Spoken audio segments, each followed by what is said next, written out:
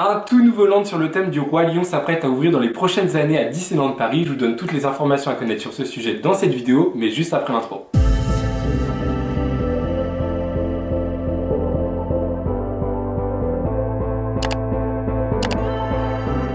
En effet, un land sur le Roi Lion ouvrira dans le parc Disney Adventure World, qui sera le futur nom du parc Walt Disney Studios existant, et ce land sera prévu pour les prochaines années. Alors dans cette vidéo, je vais parcourir toute l'évolution de ce sujet, mais avant d'aller plus loin, je vous invite à vous abonner à la chaîne et d'activer les notifications. En effet, vous êtes plus de 85% à regarder mes vidéos mais à ne pas être abonné. Faites-le s'il vous plaît pour me soutenir, et ici on parle évidemment de parcs d'attractions, mais bien plus encore. Pour comprendre pourquoi Disney a choisi le Roi Lion pour Disneyland Paris, il faut remonter un petit peu dans le temps et plus précisément au 27 février 2018. Il y a maintenant 7 ans, la Walt Disney Company avait annoncé un plan d'investissement immense avoisinant les 2 milliards d'euros pour le parc Walt Disney Studios, avec à la clé 3 nouveaux lands immersifs, un sur Marvel qui est l'Avengers Campus qui a ouvert en 2022, un sur la Reine des Neiges qui est le World of Frozen qui ouvrira en 2026, et un dernier sur le thème de Star Wars. Le parc étant à l'époque et même peut-être encore maintenant considéré comme le pire parc Disney du monde, il en fallait pas moins pour essayer de remonter le niveau pour ce parc Disney. Et donc il y a quelques années, je dirais environ 2-3 ans, après de nombreuses rumeurs, Disneyland Paris a annoncé l'annulation officielle du land Star Wars, et par la même occasion ils ont teasé quand même le troisième land en disant que les équipes travaillaient sur un tout autre thème mais tout autant excitant que celui de Star Wars. Alors cette annulation de ce land Star Wars est expliquée par de nombreuses raisons. Tout d'abord, le land de Star Wars Galaxy's Edge qui a ouvert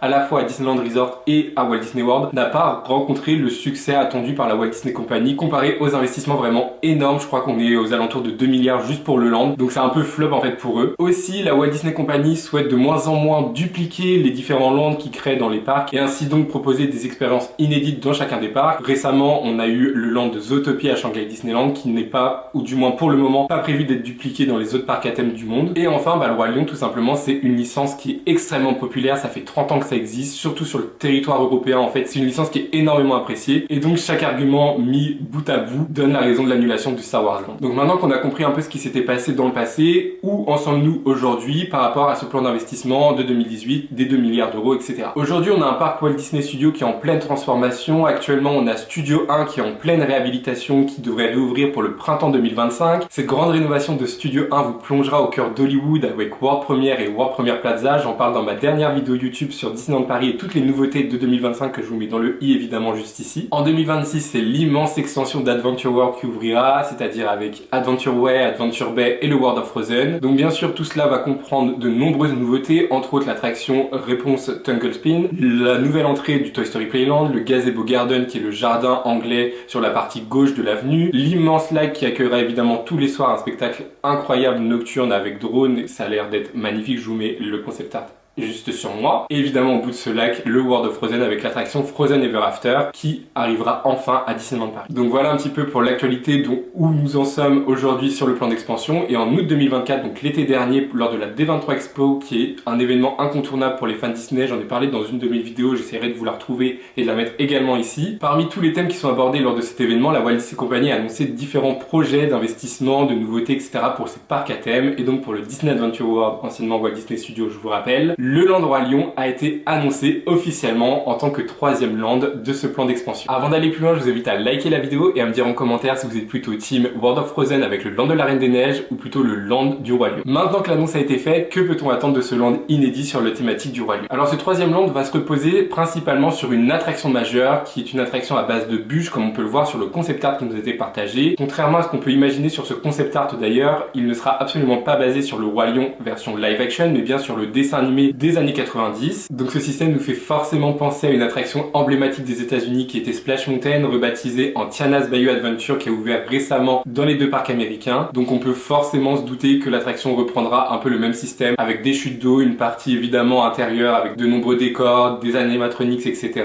Et donc cette attraction va permettre globalement aux visiteurs de retracer les différentes aventures de Simba, de son enfant jusqu'à son ascension en tant que roi à travers différentes scènes dans cette attraction. Lors de la D23, on avait une maquette qui avait été proposée proposé et partagé par la Walt Disney Company avec les différents lands qui entoureront cette extension avec le Grand Lac, etc.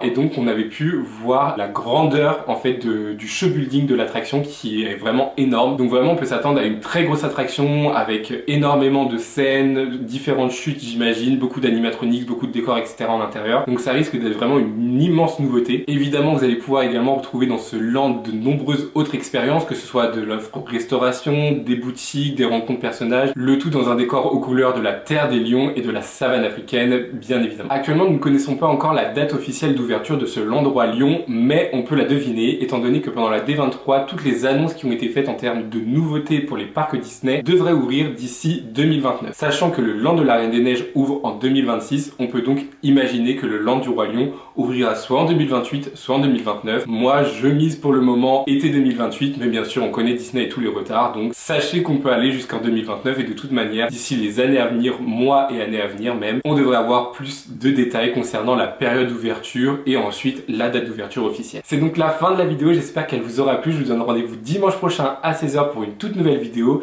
D'ici là, portez-vous bien, bisous, bye. Yeah.